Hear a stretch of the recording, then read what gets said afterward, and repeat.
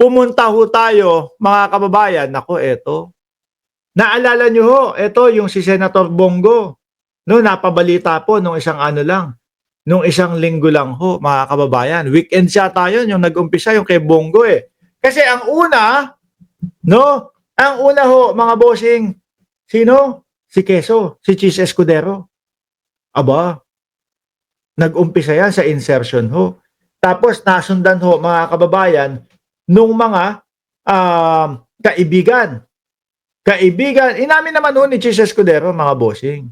Di ba? Inamin din ni Chis Escudero na nakatanggap siya ng 30 million doon po sa kaibigan niya na nagmamay-ari ng contractor company o contractor sa gobyerno, mga bossing. Eh sabi, bawal na bawal daw ho yun.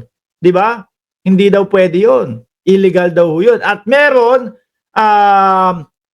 pag napatunayan po, meron kaukulang parusa na pagkakakulong. Pangalawa naman ho, Joel Villanueva, mga bossing. At si Joel Villanueva, sinabi niya pa, parang wala naman po akong kilala dito sa mga senador na may mga kakilala na mga contractor, etc., etc. Yung pala, meron din siya. 20, ano naman yon?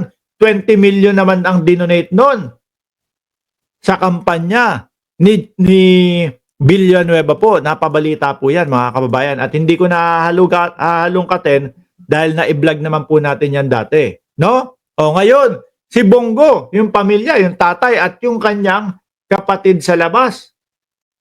Contractor din. Sabi naman ni Senator Bongo, asserts integrity and backs measure banning relative of official from government contract. Ang sino mang gagamit sa pangalan ko, considered, deny it. Consider it denied. Ba't ngayon lang? Kasi nakita na, nalaman ng mamamayang Pilipino. There are certain reports regarding my family's construction business and alam nyo, mga bossing, kahit anong sabihin ni Bongo dito, hindi po maiiwasan yan, mga kababayan. O sige, ganito na lang. Sabi ni Senator Bongo, no, kung sino man ang gagamit ng kanyang pangalan, i-deny nyo agad. Si tatay, no, may-ari ng construction company. Nagko-contractor sa gobyerno si tatay. Hindi binanggit. Siyempre ho, kilalang-kilala nila yan. Hindi ko babanggitin yung pangalan ni Bongo dito ha. Walang kinalaman si Bongo dito. Siyempre ho, alam na din nila, mga kababayan, yung power ng tatay. Di ba? Kunwari lang yan si Bongo, nabisto na kasi siya, dapat mag-file din ng charges na ang gobyerno kay Bongo at maimbestigahan din siya.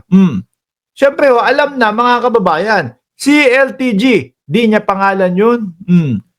These are old, recycled, and malicious. Malinis ang konsensya ko because I observe delikadesa noon pa man hanggang sa ngayon. Para sa isang simpleng probinsyan, naku, yung punchline ni Bongo na laging ginagamit, probinsyano lang po ako. Diba? Probinsyano lang po ako. Para sa isang simpleng probinsyanong katulad ko, iniingatan ko talaga ang pangalan ko. At yan naman po ay sabi ni Senator Bongo, mga kababayan. Ayan po. Senator Bongo assert integrity. Ang sino mang gagamit sa pangalan ko, consider it denied. No? Ngayon, hindi na magagamit yan. Pero alam pa din ng mga yun kung sino. Kung sino yung kamag-anak nila. Di ba? Ang anak niya si Bongo. Di ba? Ngayon, mainit ang usaping 2028 ito na naman. Ito na naman ho, mga kababayan. Mukhang ang sasabihin na naman po pinupolitika kami. Ngayon, mainit ang usaping 2028 elections. Binubuhay na naman nila ang isyong ilang ulit lang nategi o namatay, pinilit na binubuhay pa. Para sa iba, parang naging tradisyon at negosyo na ang paninira nila sa kapwa.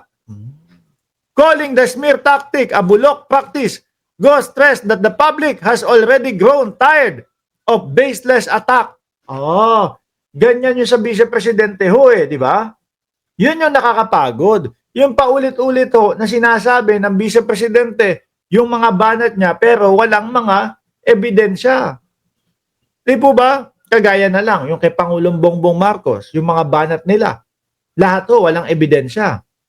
Ito ay estilong bulok na hindi na kinakagat ng taong bayan dahil hindi naman makatotohanan, aba. Tatapunan ka ng putik, pipinturahan ka ng itim para lang magmukhang malinis at maputi sila.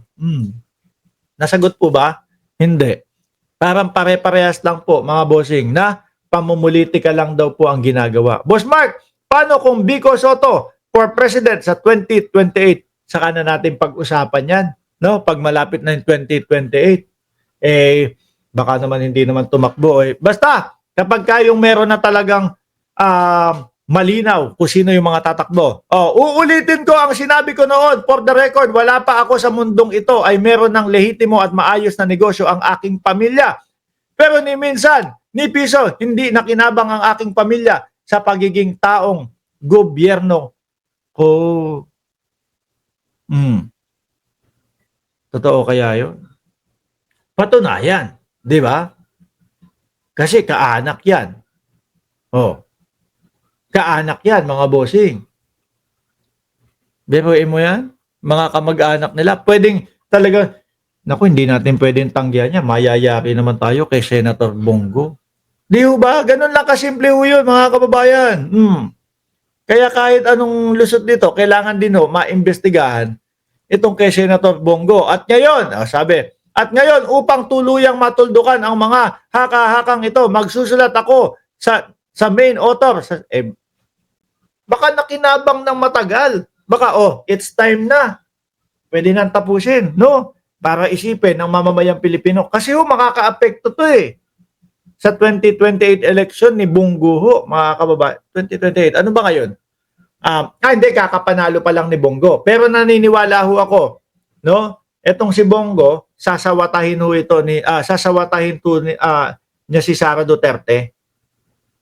Imposible yan, Bongo, ama mo at half-brother mo, Rosewin Isidro. Kakalabanin ho yan ni Bongo si Sara Duterte sa 2028, mga kababayan. Di ba? Para ito, sasabihin niya, magsusulat ako. Ako ang main author sa Senate Bill 783 na gawin kong 783 na gawin akong co-author. Ang panukalang ito ay layong ipagbawal pumasok ang anumang kontrata ng gobyerno mula national level hanggang LGU ang mga kamag-anak ng government officials. Baka madami nang napakinabangan. Kayo naman. Di ba? Pero yung sinasabi ko, mga bossing, conflict talaga Conflict ho talaga. Sabi ni Bien, 40 years old para maging candidate for presidente. Hindi porket naging mayor, qualified na maging presidente. Sabi ni Bien. Sabi ni Ma'am Neng Gigi, sabi ng dati kong katrabaho ni Bongo, dati tagabili lang daw ng turon at maruya si Bongo dati nung mayor pa si Digong. Sabong daw, Sara, tsaka Bong, imposible yan. Mataas ang pangarap ni Bongo Tingin ko dyan malalaglag lalo yung mga DDS, mga kababayan. Bakit ho? Dyan malalaglag kasi maghahati ho ang boto nila Maghahati ho ang boto nila, mga bossing Chipamo, sir. Yung ibang mga DDS, sasabihin ako, kay Bongo na lang ako. No? Kay Bongo na lang ako kasi mas matalino kaysa kay Sara Duterte. Rosewin,